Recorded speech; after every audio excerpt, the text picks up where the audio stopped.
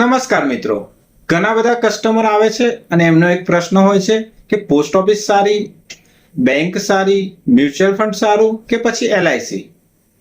તો આજે આપણે વાત કરીએ તો બધી પોતપોતાની જે પણ સંસ્થાઓ છે એ પોતપોતાની જગ્યાએ સાચી છે. હવે પોસ્ટ ઓફિસની વાત કરીએ તો એ પોતાની અલગ અલગ સ્કીમો માટે જાણીતી છે, તેમજ અલગ અલગ તેમની પોસ્ટની વિશેષતાઓ છે એના માટે જાણીતી છે.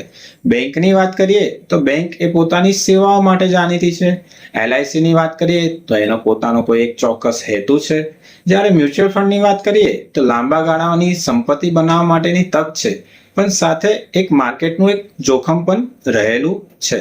સરખામણી કરવી એ યોગ્ય નથી, પરંતુ માર્ગદર્શન મહત્વનું છે. તો તમારા લક્ષ્ય સુધી સમયગાળા અને જરૂરિયાત મુજબ કયો વિકલ્પ યોગ્ય છે તે સમજવું એ સૌથી અગત્યની વાત છે. અમારો હેતુ કોઈ એક સ્કીમ વેચવાનો નથી, પરંતુ તમને યોગ્ય માહિતી આપી અને યોગ્ય નિર્ણય લેવામાં મદદરૂપ કરવાનું છે. તમારો જે આ વિશ્વાસ છે અમારા માટે, એ સૌથી મોટી અમારી જવાબદારી છે. તો ચાલો સાથે મળીને તમારા નાણાકીય લક્ષ્યો તરફ આગળ વધીએ. અને વધુ જાણકારી માટે કોન્ટેક્ટ નંબર દર્શાવેલો છે, મિથલેશભાઈ ટેલર તેમજ લાલાભાઈ પોસ્ટવાળા.